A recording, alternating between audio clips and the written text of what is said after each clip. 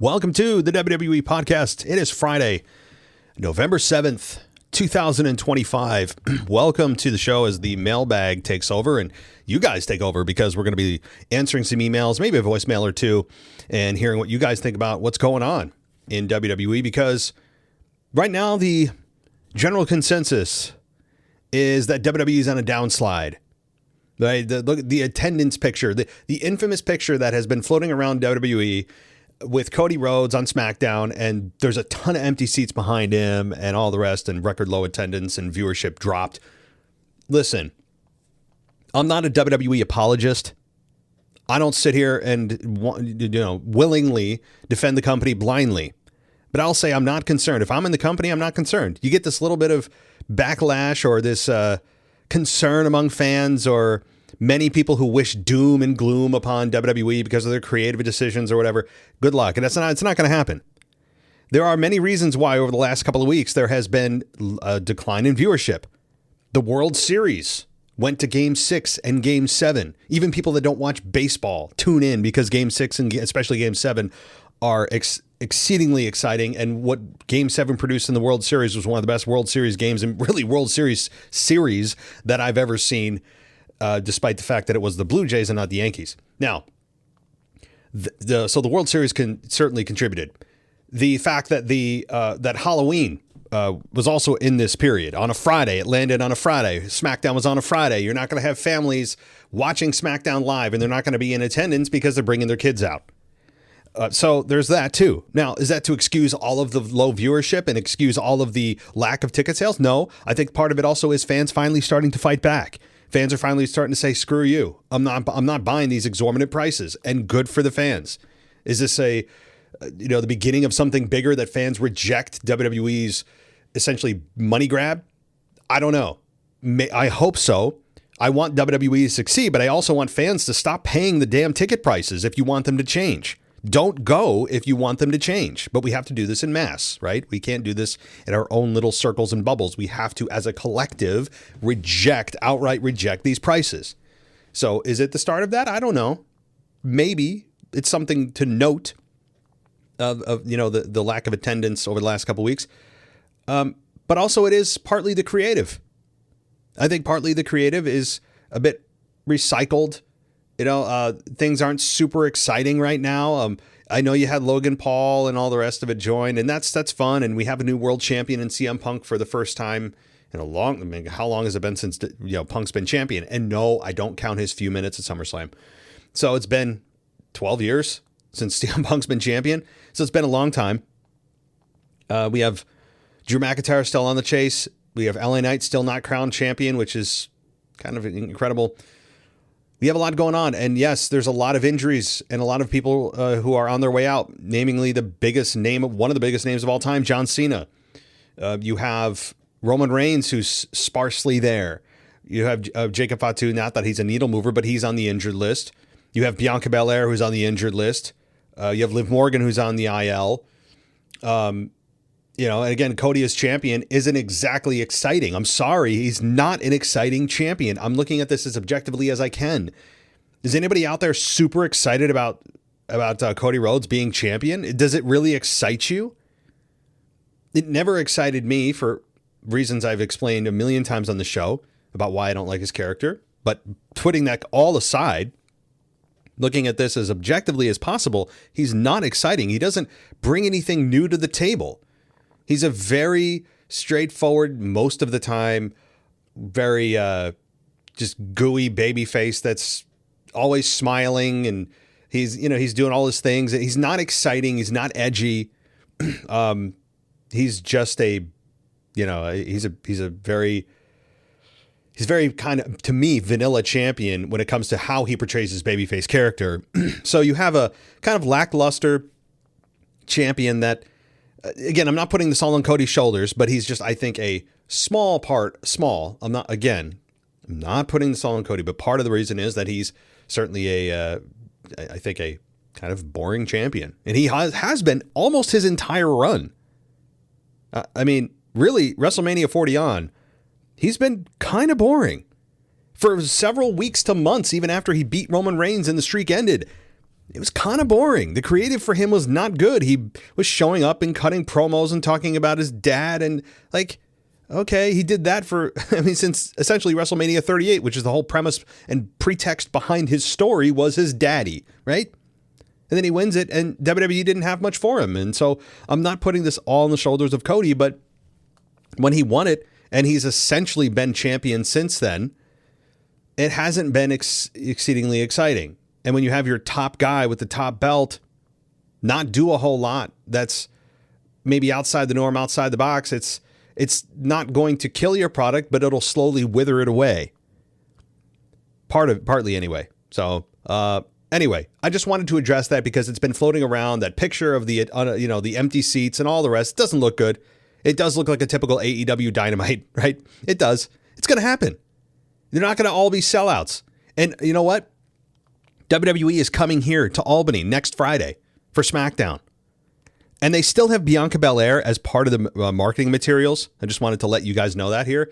I think it's just a mistake. It's just a stock kind of promotional material that they haven't revised. I don't believe Bianca Belair is actually going to be here. If she is, that'd be awesome. Am I attending? I don't actually think so. I'm trying to get my son who might want to go, but he doesn't really understand a whole lot of wrestling. And I don't know. It doesn't look like a particularly exciting edition of SmackDown. That said, I don't know. Maybe I'll have a last minute change of heart, but we'll see. But Bianca Belair is still in the promotional material. They certainly have not sold out here. They have not sold out here because of the fact that they continue to advertise it. They're advertising it all over my Facebook. I've seen TV commercials for it. They're putting promotional materials in downtown Albany. It's all over the MVP arena. It's, they're trying really hard. Times Union, our local newspaper, they are putting promotions, like they're really trying to sell tickets.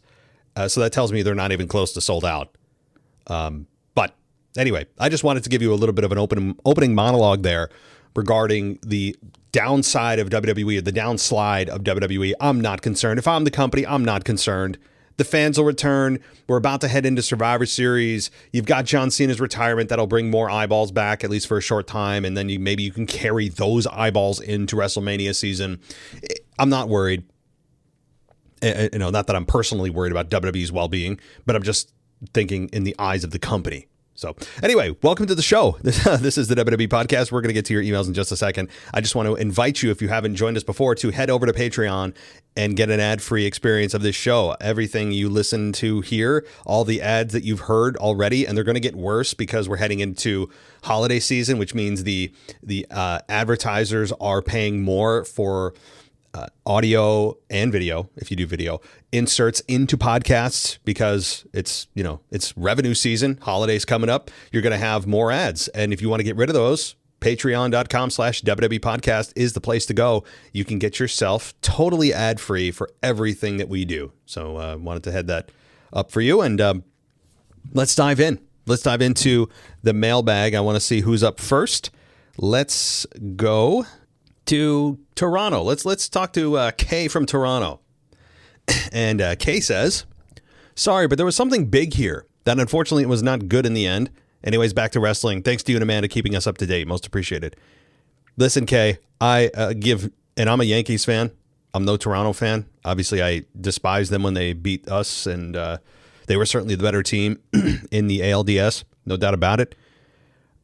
You guys were, all year, you stayed right with us, and we nearly won the division. Had that happened, if we won one more game, maybe the series outcome is different if it was held in New York. I don't know, because you guys were just so good and everybody was hitting in the lineup and your pitching was just on point and Savage was a savage and your bullpen, everything about your team just clicked at the right time. You didn't have a dead spot in the lineup. You guys killed us 12-4 in the first game. So I just want to say, first of all, congrats, even though I know you didn't win the World Series. I was still rooting for Toronto, and the reason is because right now the Dodgers are the evil empire. And really, to be fair, they're getting all of the awesome players from Japan, because all the players that want to play in the United States for the MLB, where the big money is, all of them, a lot of them come from Japan, and where they want to go is California, because that is a much closer proximity to their families back in Japan, right? A flight from LAX is a lot closer than a flight from, say, LaGuardia to Japan or Tokyo, wherever they want to go. So, and also going back to back and all the rest. And they also beat us in last year's World Series, embarrassingly bad. So I was actually rooting for Toronto. I was, if I had to pick. But I mean, you guys came within an eyelash of winning. My God, an eyelash. I feel for you. It was just, 32 years? You came this close. You were winning in the 8th inning until that home run. And then, I mean, it was just, it goes extra innings. Holy crap. I can't imagine being in there in the arena or in the stadium, and you're thinking you're going to watch history be made, and you were just about to, and it was ripped from you by the Dodgers. No one's gone back to back since the Yankees in 99 and 2000. Well, actually, they went, they had a hat trick in 98, 99, and 2000, and nearly 2001 until they lost in the 9th inning of Game 7 in Arizona. So they nearly had 4 championships in a row. But anyway, I'm going way off track. Let's talk to you about wrestling. Number 1, SmackDown was a bit of a flop. Saturday night's main event, highly predictable. Jade was an easy choice, as they have invested too much time and money in her. I hate it. As I'm a fan of TT, I think she actually is hurt and needs a break. Jade is I wouldn't say she's an easy choice, because they tried to anoint her champion as a babyface champion, several months ago back at SummerSlam, and the fans were just like, yeah, we aren't having that. And I've already outlined a million times why no one seems to be supporting Jade as that character, because she's just, there's nothing to latch onto. She's not relatable. No one on this earth, as an average person, looks like her, man or woman. Most people, she's in the top 1% of the 1%. So, she's not easily relatable from a physique perspective. And when most of your character relies on how you look, because she has no actual personality that she's shown us on camera anyway, it's really hard to get behind somebody like that. That's very superficial. So Drew screwed yet again. He must be making a fortune. Yeah. Somebody needs to just pull the trigger on Drew. I mean, for God's sakes, him and LA Knight. Can Drew just be undisputed champion and Knight be champion on Raw? And again, I don't think that's going to happen for a while. Punk, after all this time, has finally got it. It's going to be a bit of a run with him. I wouldn't say more than 6 months, probably. He might lose it at WrestleMania, but LA Knight right now is still not in the cards unless he transfers to SmackDown and somehow wins the undisputed title. The fact that Punk just won it, he's got that for a while now, so that's locked away. All right, I love the vision, and this was a swerve that caught me off guard. No secret, I hate Punk and the yeet yawn. Yeah, it is just overdone, and that's all Jay has right now. Seemingly is yeet, yeet, yeet, and I know that I'm not just an entrance. No, actually, you kind of are. Because you can't cut a very good promo. And I'm not saying it's easy. I'm not saying I could do it. That's not the point. The point is, watching you don't cut very deep, good promos that would lend yourself to excel as a single star. We've seen that time and again.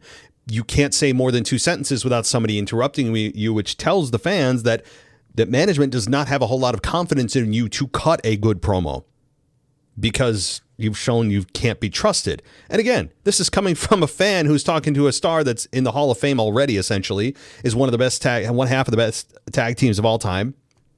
But I'm just calling a spade a spade. All right, Crazy Becky is up to something. With the help of Jessica Carr, I think Maxine will win the Women's Intercontinental title. It will set up a silly referee versus performer match. Maybe. I don't know if I want to see Jessica Carr. It'd be an interesting dynamic to see a referee get involved that physically and start a program with Becky Lynch. Jessica Carr, I mean, she's known, I think, to most fans, but she's not, she doesn't have exactly a presence in the women's division. She is I'd say well-known in the referee sphere. But certainly that could happen. Maxine is also probably going to win the Intercontinental title here. 3rd time's a charm. I would think she's going to. And Becky's done a great job adding value to that belt. She's an excellent job. I think a really unrecognized appreciation when it comes to Becky adding so much value to that championship. But Maxine, recently went on Chris Van Vliet, and I saw some of the interviews, some clips. If you didn't know, guys, she's very into Pilates. That's the clip I saw. She's very into Pilates. She's the Pilates queen. So there. That's really all I got from it. Must admit, Dirty Dom, a.k.a. Eddie Mach 2, is cool, but will lose the Intercontinental title to JC. Opens up some new avenues. That could happen. I mean, hey, Dirty Dom, though, I don't want to see him drop the belt. I don't want to see him drop the belt because this past week, they kind of turned him back heel a little bit when he went face to face with his dad, which again, I know was because they were in New Mexico and a lot of it had to do with just the location of Raw. But I don't want them to stutter any of Dom's momentum for him being a babyface because he's been on a roll really since WrestleMania. The fans are just like, no, we love you now. Like, this is cool. Like, you're endearing. We love you. Respect is there, and on and on. So I don't want him to lose the belt. Right now, he's adding some value to that. He's doing a nice job. Fans are now supporting him. But I still think it's going to be Finn Balor that eventually takes it from him. And Finn will play the heel there. All right. A point we both share. Finishers. I'm truly appalled that we allow the ongoing 3 to 4 finishers applied by both wrestlers all the time, except for the obvious squash matches. What the F? I have watched for 50 plus years. Looking forward to some better programming as I'm back. We need Live soon. Thanks once again. Cheers. I hate Cody Rhodes too. Okay, so 50 years. Man, I thought I had people beat with my lonely nearly 30 years. Again, I've been watching since 1997. So you certainly have me beat by a wide margin. And the finisher thing, I don't know how many more times I'm going to say it. Probably a lot more. I'm not going to just accept it, by the way. I know I do repeat myself a lot, but it's hard to ignore when something keeps happening. And when something keeps happening that people don't like, the idea is for the thing that's precipitating that bad thing is to just wear the person down. Eventually they'll stop complaining. It's just part of the new version of this or that. And this applies to not just wrestling, but just like culture and everything else in general. Like when something bad happens, you're trying to desensitize the audience that initially pushes back, but you keep doing it and beating them over the head. And eventually they just acquiesce and go, begrudgingly, oh, okay, I don't like it, but gosh darn fine. Well, I'm not doing that. I do not accept in principle more than like one finish in an average match. Again, I'm not against, in principle, additional finishers being kicked out of in a match if it's a high profile match where the kickouts are, there's some meaning behind it. There's a reason for it. And in most cases, there's not. It's just a part of the structure of almost every match now.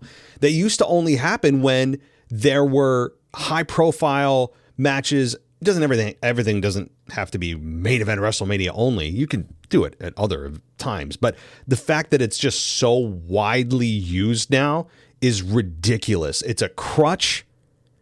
It also, again, devalues the even meaning of a finish. It's just, I reject it outright. In principle, being used on a wide scale. Again, not it ever being used. There's times and places, absolutely. But remember when, how about get this? Stone Cold Steve Austin, the first time he won the championship in 1998 in Boston against Shawn Michaels at WrestleMania 14. Guess how many stunners it took for Shawn Michaels to go down and for one of the most successful title reigns and most successful times in the company, with the face of the man winning the championship for the first time. How many stunners do you think it took to put down Shawn Michaels in the main event of WrestleMania, in one of the most significant turning points in the industry? One. I'll give you, it's one. One finish. We didn't have Shawn Michaels kick out of a single stunner in that match. Right? Now, when The Rock and Austin first met at WrestleMania 15, and they met again at WrestleMania 17, and then, of course, WrestleMania 19, they had kickouts and finishes, but when they had them, it was stunning. You're just like, oh my God. Actually, if I'm not mistaken, I believe even WrestleMania 15, when Austin hit the stunner, it only took one stunner to beat The Rock at WrestleMania 15. Now, of course, WrestleMania 17, there were multiple with the turn of, Austin turning heel and joining forces with Vince, which was a big mistake, as we all know. Which I also, if that didn't happen, the what chance would that would have never happened. And as I'm thinking of it, when's the last time we heard the what chance? Have they died? Have we heard the last of the what chance? Are they gone? Did they just suddenly vaporize? I haven't heard the what chance in a long time. Hallelujah. But my point is, yeah, finishers, I could go on and on and on about this. But yeah, thanks, Kay. Okay, we'll go to another patron, DJ. And he says, hopefully this email is sent to you. Yes, yes, we're here. My email last week had issues. My whole website went down. WWEpodcast.com if you're interested. It went down and I got it back. I had made some changes behind the scenes that effed up a lot of stuff. So everything's now resolved. But thank you. Anyway, all roads lead to Survivor Series, which is in 3 weeks. Interesting to see if Cody will be defending the Undisputed title against Drew. Second scenario, does Drew finally win? Or third scenario, Cody retains, but Randy returns and delivers an RKO to Cody as he grabs the Undisputed title and looks at it. There's a lot of scenarios. I mean, honestly, they're all very, very possible. I don't know how many more times we can see Drew in a championship match that he doesn't win. Drew is a bona fide superstar in the true meaning of the word, not just the label that anyone gets when they walk in the door. Instead of saying wrestler, they're a superstar. No, in the true definition of what a superstar is, that's what Drew is. He has achieved that. And I'm thinking that I don't know how many more times you can have Drew in a championship match that he doesn't win. It's just almost a given that you see him in a championship match and you're like, cool, but nah, they're not going to do it. Kind of like LA Knight. It just doesn't seem like the timing is ever right. Really, until Cody Rhodes bows out of the championship picture for a while and gets involved with like blood feuds and things like that, I don't think it's going to be Drew. I think Cody will probably retain. I hate to say that. I want Drew to win because we deserve it. And quite frankly, Drew deserves it. Don't forget, Drew McIntyre is also the guy that was screwed out of his first world title being celebrated in front of fans because of COVID. He has had the worst luck of all time. So Drew certainly deserves it in every sense of the word. But Randy could certainly come back. We've all been waiting for Randy Orton to turn, and we've been waiting for that RKO because the program of Randy and Cody is just, it's all built and ready to go. It's just a plug and play. That certainly could happen, the RKO. Yes. All right. I'm going to assume that Women's War Games is going to happen this year with the possibility of Team Becky versus Team AJ. Since it was mentioned online that AJ is wrapping up her book tour soon, I think the teams assembled might be on Team Becky, Asuka, Kairi, Becky, obviously, Roxanne and Raquel, and Team AJ, obviously AJ, Maxine, Rhea, Io, and the Women's World Champion, Stephanie Vaquer. Yeah, certainly. I love that, actually. And Liv Morgan might be thrown in there somewhere. Liv has been slowly popping back up on our feeds, and that could happen. I like that. I like that a lot, actually. And AJ Lee, I don't think is done wrestling, so that's a great women's War Games match. Love that. If WWE books Cena versus Dirty Dom at Survivor Series, do they have Dom retain or Cena win? I don't want that, actually, but let's play it out. I don't want Dom and Cena, to be honest with you, for a couple reasons. One, John Cena could have a bigger match than that. No disrespect to Dom, but also if you're having Dom on a babyface run that he's trying to gain momentum for, you don't want him facing a guy that's just going to be, no matter what they do with John Cena, they could do anything with John Cena and they're going to cheer John Cena and boo the opponent.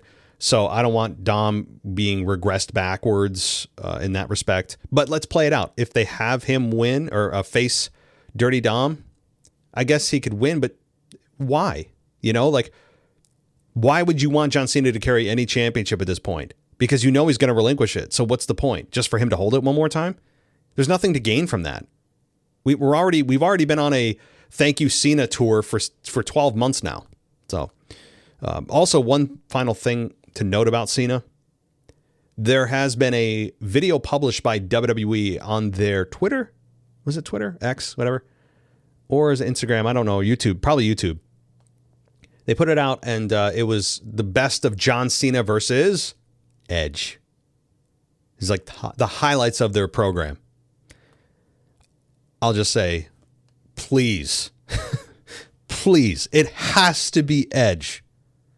Has to be. I've already laid out how I want it to happen as well. He's not a part of the tournament. He's a fill-in for an injury. So, in the finals, that is, where the pop would be massive. Because, again, it would be kind of lackluster for Edge to go through 3-4 matches just to face John Cena in the tournament instead of just being the replacement for an injury. So, I don't believe the person that's going to face Cena is in that tournament. That's my take. Okay. Finally, I think this might be my Survivor Series PLE card. The Women's War Games, Team Becky versus Team AJ. John Cena versus Dirty Dom for the Intercontinental title. Drew versus Cody versus... Oh, I'm sorry. No, just Drew versus Cody in a last man standing match for the Undisputed title. Jade Cargill versus Tiffany Stratton in a title rematch. The Men's War Game match. Team CM Punk with Punk, Knight, Jay, Jimmy, and maybe Roman versus Team Vision. Breaker, Reed, Paul, Lesnar, Austin Theory, and maybe Gunther. Well, you talk about a super team? Holy crap. I mean, that team is a dream team in a lot of ways. But I mean, I love it. I'm not disparaging your pick stage, DJ. I love that. Imagine Brock Lesnar, Braun Breaker, Bronson Reed, and Gunther. Austin Theory is kind of a lost cause at this point until otherwise proven. But Gunther, Brock, Reed, Breaker, and Logan Paul all standing. I mean, that's a super team. Who's beating them? They're done. I mean, Jimmy J, Knight, Punk. I mean, even they'll make it competitive, but that's a super team. And then you could tease tension between Gunther and Lesnar and tension between Breaker and Lesnar. I love that. DJ, you are batting 1,000 right now with all these picks and all these. You've really thought this through. I love it. And WWE, if you're listening, hey, I think we found our competitors for the women's and men's War Games matches. We've got them right here. No need to ChatGPT your storylines. They are all right here waiting. So thank you, DJ. Great stuff. Okay, couple more. And then we'll wrap it up with, I think, one voicemail. Let's go to, let's see here. Jamie. We'll go to Jamie. And Jamie says, hey, Chief. I never had anyone call me that. Logan Paul? Yes. Credit where it's due. Not someone who initially came to mind, but he definitely fits the vision. The only issue is figuring out where he fits in, since it wouldn't make sense for him to be the leader or to get a shot at the belt before the other two. Sky's the limit for this guy in the business. The world title would really suit him. All depends on whether he has the dedication for wrestling. I have my doubts. I actually don't have doubts on that. I mean, he has never put forth a bad performance. He's had injuries, and that's going to happen, and he'll learn from those, but they're inevitable no matter how good you are. But Logan Paul, I mean, every time he's out there, he has kicked ass. No matter the pressure, no matter the stage, he's getting better and better on promos. This guy is on a rocket ship from where he was. And I have no doubt. I really don't believe his dedication is a problem. I mean, look at the shape he's in. Look at the things he does. Look at the respect he has for the business. I would actually disagree that his dedication is part of the issue or part of the concern. I don't think dedication is at all. The guy, I mean, I will say this, though. He doesn't show up enough. I mean, he's saying, I made this full time and all that. He'll disappear for months on end. And then you forget that he's even a part of the company sometimes. And then he's back and you're like, oh, wow, yeah, crap, he's here. And I don't know if that's just part of if it's by design or if this is how it's going to be moving forward, because that's not a full-time guy, right? He's saying he's doing this full-time, but then he shows up on TV, again, a few times every few months.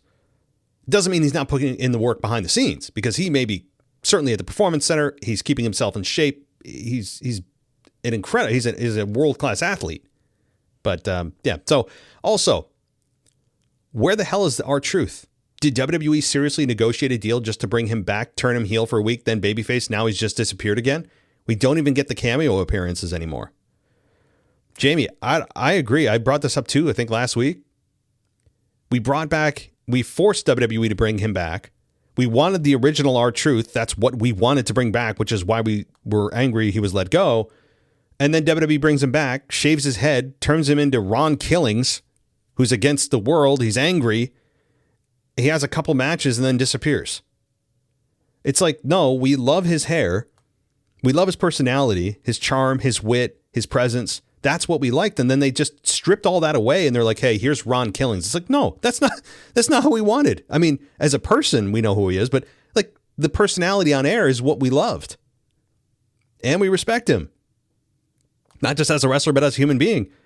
We wanted him to be bigger as the current character. Instead, they just totally changed him and then he disappears. I have no clue. Maybe that's sending a message to fans like, okay, we want to bring him back. We'll totally mutilate everything you love about that character and then make them go away.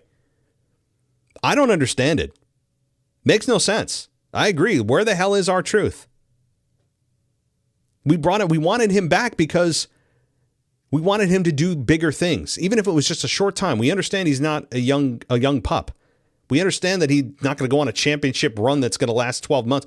But like, give him an opportunity. Imagine the fan support if he had come back and then inserted himself right into the title picture, had a week or even a month run with it, and then he fades into the shadows. We didn't get anything. We got the opposite of what we wanted. It actually would have been better if he just didn't get rehired, based on the way that he's been used on television. Okay, let's continue.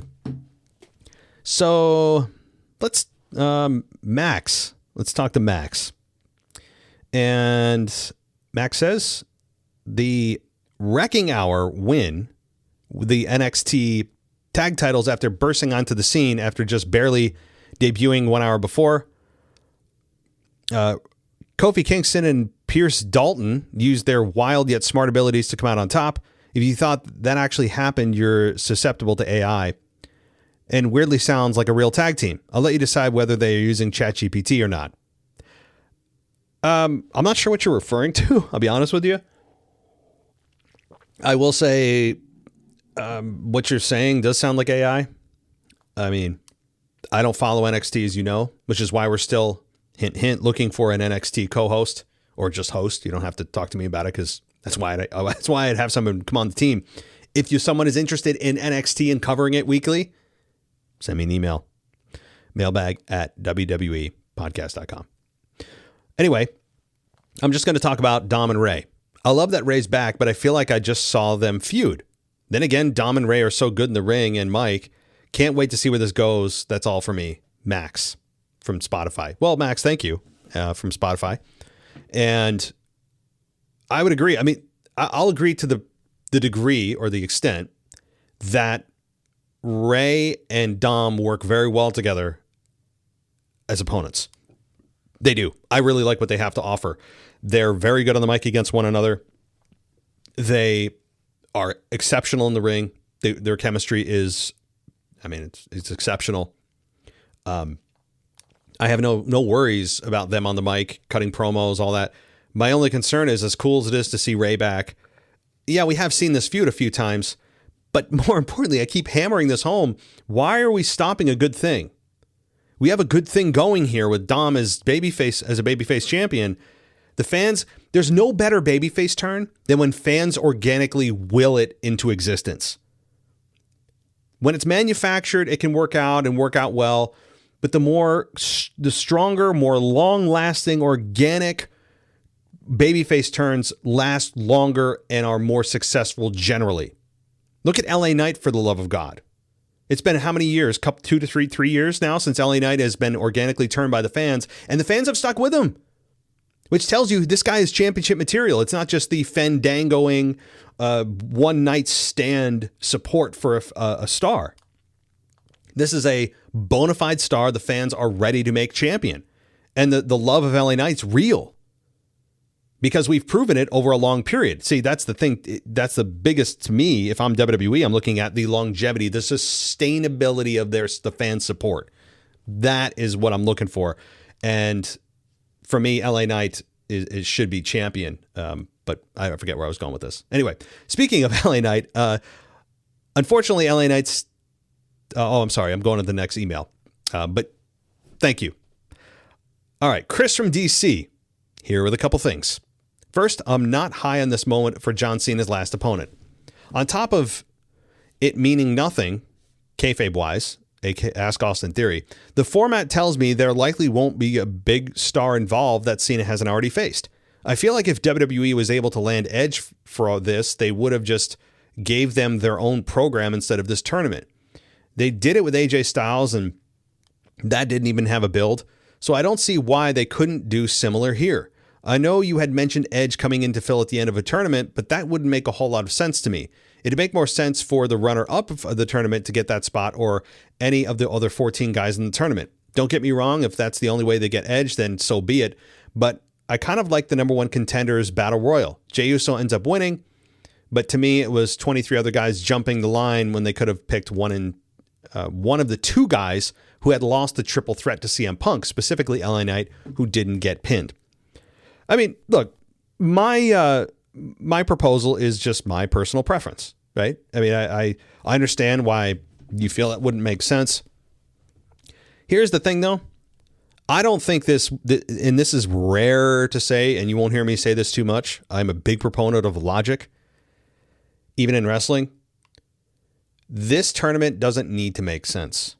It doesn't need to. It's a great way to also fill TV time instead of doing a one-off battle royal that'll last 20, 30 minutes. It allows them to fill a lot of TV time with some fun matchups.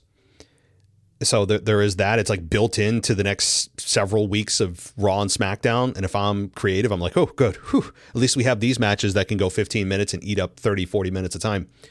So that's one positive for creative and for an incentive for WWE to do a tournament style. But I still believe, I do believe it's going to be Edge. I'm not 100% confident on that, but they may not do it the way that I have proposed. They may have him be the 16th man, and he goes through 3 matches, and then he ends up facing John Cena. Again, you could certainly say that, they should make it his own program. I agree that if you're going to bring in Edge, the best way to do it is to have it just be a fun program. He confronts John Cena.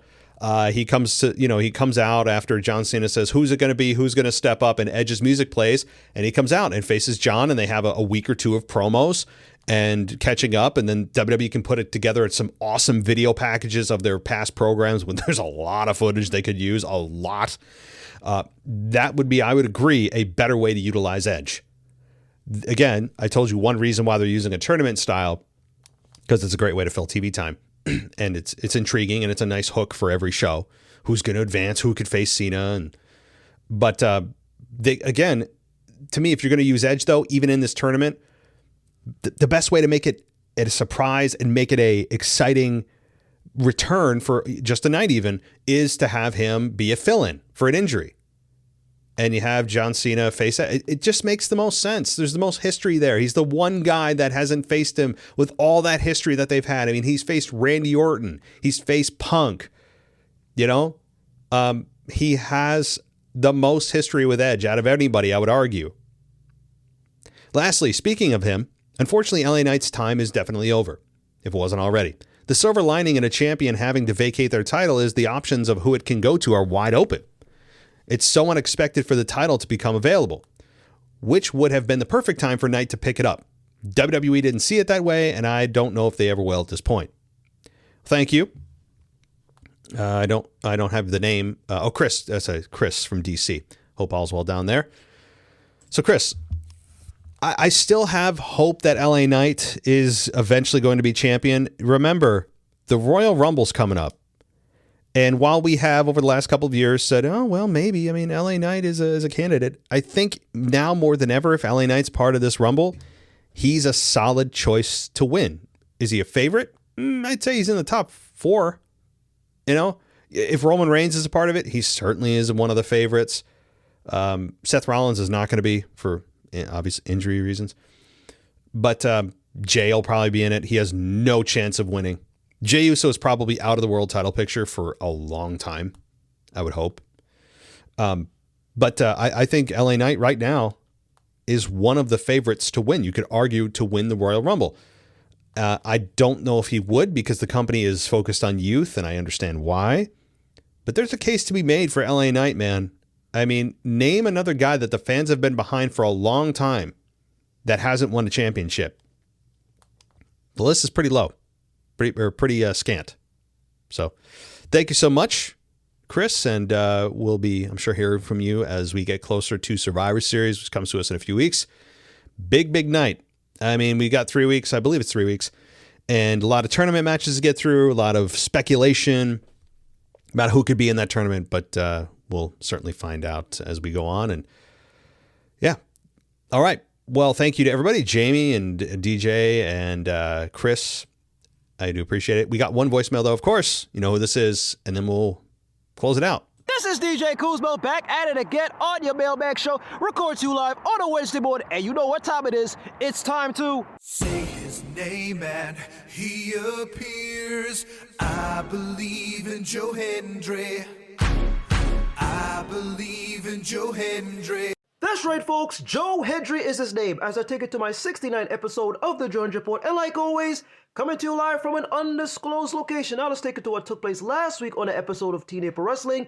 But we did not, yet again, get an appearance of Joe Hendry. By the way, this was the day before Halloween, aka Halloween's Eve. So TNA had a Halloween special sponsored by the Broken Hardys of Brother Nero, aka Jeff Hardy, and Broken Matt, aka Matt Hardy, the TNA World Tag Team Champions, as they had this Halloween special called A Very Hardy Halloween, as the Broken Hardys relived some of their favorite moments in TNA over the past 11 years as they were the Broken Hardys.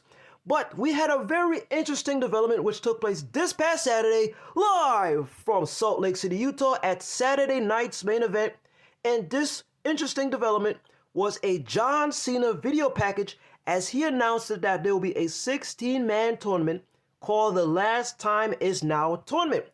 This will be to determine who will be John Cena's final opponent at Saturday night's main event on December 13th, live from Washington, D.C.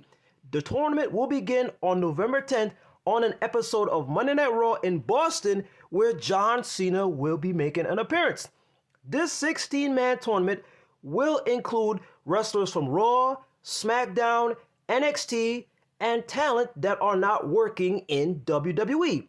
Now, with a tournament of this magnitude, because of the person who is going to be John Cena's final opponent, it got me thinking about some possible names that could potentially be John Cena's final opponent. So I'm thinking about 4. One from Raw, one from SmackDown, one from NXT, and of course, one from outside of WWE who is not part of WWE. And here are the names. The first name, from Monday Night Raw, I was thinking the possible person that could potentially be John Cena's final opponent at Saturday night's main event for December 13th is Gunther. We haven't seen Gunther in a long time. The last time we saw him was in a championship match against CM Punk at SummerSlam, if I'm not mistaken. And of course, he dropped the championship to CM Punk. Gunther could possibly be the one to retire John Cena, just like how he retired Goldberg on a couple of months ago at Saturday night's main event in July in Atlanta, Georgia. Could history repeat itself with Gunther retiring another legend, this time in John Cena? That's a possibility. So that's my first name that I think that might be the final opponent for John Cena. So it's Gunther. The second one, this one is going to be from SmackDown, and I'm thinking about a guy, a young guy, an up-and-coming guy in the name of Carmelo Hayes. Carmelo Hayes, who is also from Boston, just like John Cena, he could be the next guy to potentially be John Cena's final opponent at Saturday night's main event. And plus, he is a young guy, and he has the potential to be even a bigger superstar in the next year in 2026 and maybe even 2027. So I have Carmelo Hayes as my second potential talent that could possibly be John Cena's final opponent. And this person is coming from SmackDown. Now let's get to NXT, I guess, / TNA. And I'm thinking of my guy, none other than Joe Hendry, could possibly be John Cena's final opponent at Saturday night's main event. It was mentioned by Joe Hendry that he and John Cena had a conversation backstage during the Royal Rumble this year after when Joe Hendry made an appearance. Now, in that conversation, there were some ideas coming about as to him having a match against John Cena. And throughout the course of this year, Joe Hendry put it out that he wants to have a match against John Cena. John Cena was saying when the right things come about, there's a possibility that this could happen. But in the meantime, keep working at it. And Joe Hendry kept putting that out there that he wants to have a match against John Cena. This, my friends, could possibly be the opportunity for Joe Hendry to have his match against John Cena. Joe Hendry did have a match against Randy Orton at WrestleMania, and if you continue to say his name, he will appear. And why not have Joe Hendry? Technically, yes, he is in TNA, but then he's now dipping his toes into NXT. So I'm looking at Joe Hendry as my third person that could potentially be John Cena's final opponent for Saturday night's main event. And last and certainly not least, let's talk about the people outside of WWE that is not signed to WWE. And I thought of two names because these are the people that have a nostalgia. These are the guys that John Cena have interacted with during the 2000s, during the peak of John Cena's career. And the first name that came to mind is Matt Cardona, aka Zack Ryder. Now, Matt Cardona, he is on the indie wrestling scene. He sometimes makes appearances on TNA, and sometimes he makes appearances on NXT. He was at House of Glory in Queens, New York. He does a whole lot of shows for GCW, and why not Matt Cardona? His wife, Chelsea Green, is in WWE, and possibly Matt Cardona might be coming to WWE. So this is like a nostalgia if you have John Cena versus Matt Cardona, aka Zack Ryder.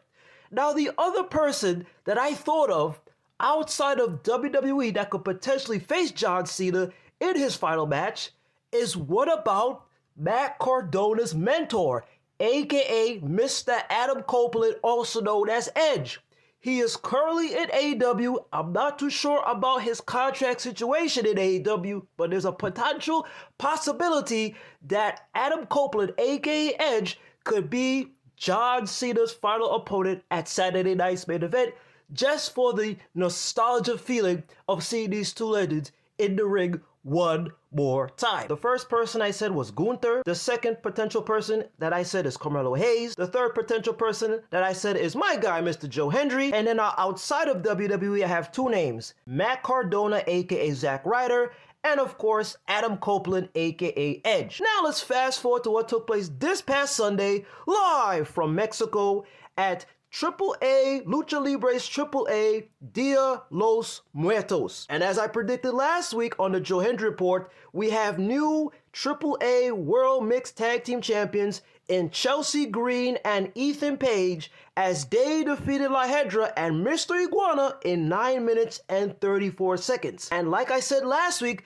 this could potentially lead to a matchup against both Joe Hendry and Taya Hale for the AAA World Mixed Tag Team Championships. Let's see what happens as that story continues, and I'm excited to see if Joe Hendry and Taya Hale could be having this match against Team Canada of Chelsea Green and Ethan Page. And always remember this, folks, if you continue to say his name, he might just randomly appear.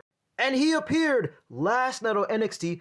But before we get to that main segment towards the end of the show where Joe Hendry makes an appearance, I want to mention two things prior to this episode of NXT. Then towards the end of my Joe Hendry report, I have some breaking news. But now let's get to the first thing, which took place before the show started, and that was Joe Hendry puts out a video on his socials as he is talking to someone on the phone. And he says, anywhere, anytime, any show. You know how this works. If they say my name, I will appear. And yes, I have been hearing what the fans are saying, and anything's possible. I mean, it worked right here in NXT, Royal Rumble, WrestleMania. I'm thinking about NXT tonight. If someone says my name, I will appear, and I'm gonna have something to say. But the interesting question is, who is Joe Hendry talking to on the phone? And will Joe Hendry be included in this Last Time Is Now tournament, which will be scheduling next week on Monday Night Raw from Boston? Let's see. But now let's get to my second thing I want to mention that happened before the main segment with Joe Hendry. And that is Kalani Jordan, as we are still having this NXT and TNA collaboration. Currently right now, like I said, Kalani Jordan, an NXT star, has the TNA Knockouts Championship. In this segment on an episode of NXT, Kalani looks serious, as apparently she has now turned heel after what took place from the previous episode of NXT when she used the Knockouts title as a weapon to knock out Jordynne Grace in their championship match in the main event. The crowd begins to boo her, and then she tells the crowd to shut up. She asks the question, why do the crowds cheer for Dirty Dom even though he cheats to win, and still they cheer for Cody Rhodes after when he used the title belt to knock out Drew McIntyre? But everyone has a problem with her. Kalani goes on to say that she felt betrayed and disrespected by the women of the NXT roster by calling her a traitor. Kalani also says that she doesn't call herself a standout for no reason. She's been the standout since her NXT tryout 3 years ago, and to this day, there's not a woman that could keep up with Kalani athletically. She throws shade on the fans, calling them followers because they once cheered for her, but now they're booing her, and now they're also cheering for Jordynne Grace, who was formerly from TNA. But then Kalani says it's her time to be selfish. This is her time to take over. Kalani then turns her attention to NXT Gold Rush. That will be happening on Tuesday, November 18th, live from New York City, New York, and she said that she will not be defending her title. She's going to be staying home because there's no woman in both the TNA and NXT locker room that is credible enough to earn a title shot. And at the end of the day, regardless of what the fans will say and feel about her, they have to acknowledge the fact that she is a TNA Knockouts champion. Then we fast forward to a non-title matchup of Kalani Jordan versus Tyra Mayo Steele. This match lasted 4 minutes and 58 seconds as Kalani Jordan easily defeated Tyra. But after the match, we got an appearance from the TNA's Director of Authority, Mr. Santino Marella, as he appears on the Titantron screen, and he says he heard the fact that Kalani does not want to defend her championship at NXT Gold Rush. However, he made this official that Kalani Jordan will be defending her TNA Knockouts title whether she likes it or not, and this will be a triple threat at NXT's Gold Rush. She will be facing Li Ying Lee, formerly known as Xia Li, and she will be facing in this triple threat match the former TNA Knockouts champion, Mrs. Jordynne Grace. And like I said, this will be happening on Tuesday, November 18th, live from New York City, New York. This is NXT Gold Rush. And now we fast forward to the final segment of this episode of NXT, the Muy Grande Campeon Celebration, as Ethan Page and Chelsea Green, alongside one half of the Secret Hervers, Mrs. Alba Fire, as they welcome us to their AAA Mixed Tag Team title celebration after defeating Mr. Iguana and Liedra from this past Sunday at Dia Los Muertos for the AAA Mixed Tag Team titles. Ethan says that he and Chelsea have a lot of haters, but the fact of the matter is that when we say something, it comes true. Because last week on NXT, Ethan and Chelsea said that they were going to be the new AAA Mixed Tag Team champs, and then this past Sunday, it actually happened. But you guys, you have to give me some credit, because on the previous episode of the Joe Hendry Report, I did say that that segment last week on NXT was a possible tease that Chelsea and Ethan would become the new AAA Mixed Tag Team champs. So I deserve some credit, guys. Don't forget about me here. But anyway, let's get back to this final segment. Ethan brags that he's the greatest NXT North American champion to lace up a pair of boots. Chelsea Green gets on the microphone and says jealousy is a disease and this locker room is riddled with it. She brags that there is no iconic duo in wrestling history that has the potential to take on the entire industry like us. Ethan Page goes on to say that they will be defending their tag titles against anyone. But Chelsea Green looks a little bit worried and says despite of having all of the championship celebration, we had the giant cake in the ring and all of the decorations and margaritas and so on and so forth, she just wished it that Joe was here. But then Ethan Page says, don't say that name. Don't say that name. It ruins everything. But Chelsea goes on to say that she wishes he was here because Ethan cuts her off again. And he points to the giant cake, as apparently Joe Hendry might be hiding in the giant cake. And once again, Ethan says, don't say it. It's going to ruin everything. As the crowd is chanting, say his name, say his name. Chelsea is pointing at the giant cake because, like I said, possibly Joe Hendry could be hiding inside. Ethan says to Chelsea that you say his name. And then we see Chelsea with stick in her hand and Ethan with a stick in his hand, with the assumption that Joe Hendry might emerge from the giant cake. Then she tells Mrs. Albafaya to say his name. Albafaya says his name, Joe Hendry, as Ethan and Chelsea were getting ready to attack Joe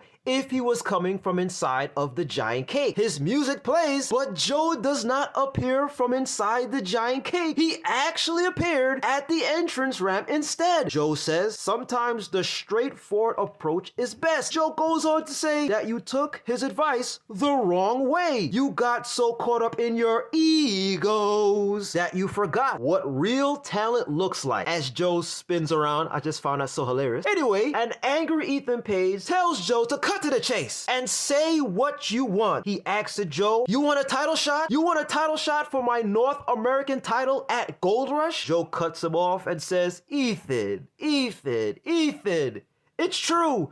I do want a title shot, but not for the North American title. Joe says that he wants a shot for the AAA mixed tag team titles. But Ethan and Chelsea are laughing at Joe. Chelsea Green tells Joe Hendry, I don't know how the metric system works in whatever country you're from, but there's two of us and only one of you, my friend. You need a partner. Joe asks the quintessential question, I need a partner? Someone that could do the spin? Someone who could wave their hands from side to side? Someone who could stand beside me and chant, we believe. Ethan and Chelsea are asking, Who? Joe says, well, I was gonna keep it a secret till Gold Rush, but if you wanna know who it is right here tonight, then all you have to do is say her name and she will appear. And then we hear Joe Hendry's music, but a little bit different, as the song says, say her name and she appears. I believe in Thea. And all of a sudden, Thea Hale was the one that was hiding inside of the giant cake. She emerges from the giant cake and throws cream pies to both Chelsea Green and Albafaya. Thea Hale is wearing the iconic Joe Hendry blue shirt and, of course, the white khakis. Joe comes into the ring and attacks Ethan Page with a couple of right hands. Then we see Thea deliver a crossbody at the same time to both Chelsea and Albafaya. Then Thea gives Joe a cream pie from inside of the giant cake, and then Joe turns and delivers the cream pie and smashes it on Ethan Page's head. And it is official, folks. Joe and Thea and Joe are now an official tag team in NXT. And like I said, and like I predicted last week, they will now be challenging both Ethan Page and Chelsea Green for the AAA mixed tag team titles, and it will be happening on Tuesday, November 18th. NXT Gold Rush live from New York City at the Theater of Madison Square Garden. But wait, there's one more thing I want to add. I know this is a big episode, and that is the breaking news. And that is yours truly, Mr. DJ Kuzmo, will be at this event, NXT Gold Rush, live at the Theater at Madison Square Garden. I have been to the Theater of Madison Square Garden earlier this year to see NXT Roadblock, and now I am going to see NXT Gold Rush at the Theater at Madison Square Garden on Tuesday, November 18th, where I can hopefully witness new AAA mixed tag team champions in Joe Hendry and Thea Hale. But that's not all. I just learned that this is part one of a two-part. So, NXT is planning to tape the next episode, which is November 25th. That will be taped right after the November 18th episode of this special event. So I will be seeing two episodes for the price of one ticket. How awesome is that? So on Tuesday, November 18th and Tuesday, November 25th, NXT will be having a 2-night event with NXT Gold Rush, and I can't wait to see Joe Hendry for the first time on NXT live and in person, and let's see what happens. But always remember this, folks, if you continue to say their name in Joe Hendry and Thea Hale, they might just randomly appear. Always remember to believe, say his name. Always remember the words that Joe Hendry says anytime, any place, at any show. And most importantly, always remember to do this. Wave your hands from side to side and say, oh, I believe in Joe Hendry. Joe Hendry is so prestigious. Once again, this is your guy, DJ Kuzmo. Have a blessed week. Be kind to one another. Stay safe, my friends. Believe and peace. DJ, well, you're getting 2 tickets or 2 shows for the price of one, man. That's a rarity, but it makes sense. It's Thanksgiving, and obviously, you know, when they have the holidays, and this will happen again with Christmas and New Year's, where, you know, they double tape. That's awesome for the people in attendance. I will say, though, that it is difficult to keep up your energy. And you can kind of tell when WWE does double tapings because the second episode that's aired the following week is usually much lower energy, you know. And so I hope you guys, I'm counting on you, DJ. I'm putting the responsibility squarely on your shoulders to make sure that all of the thousands of people in attendance are, keeping up their energy level. Okay, I don't need to have it be Lyon, France. But I'm putting this on you, on your shoulders. It is your responsibility to keep the energy up. It's not going to be easy. I know, again, 2 shows sounds awesome, but it also is, it's a long night. And once you get to see the same person twice and you have to pretend that, you know, you didn't just see what happened and that, you know, this is not going to be aired again for a week. And so, but that's awesome. For your people in attendance, you certainly get your value there. I'm sure Mark Shapiro was like, oh, we should charge them twice.